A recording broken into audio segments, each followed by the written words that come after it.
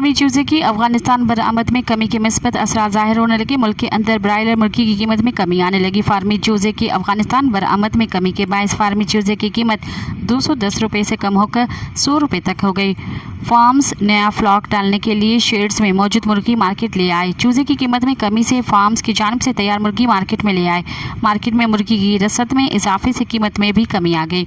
लाहौर में एक ही दिन में मुर्गी की कीमत में 78 रुपये कमी हो गई। मार्केट कमेटी की जानिब से मुर्गी की कीमत जारी कर दी गई।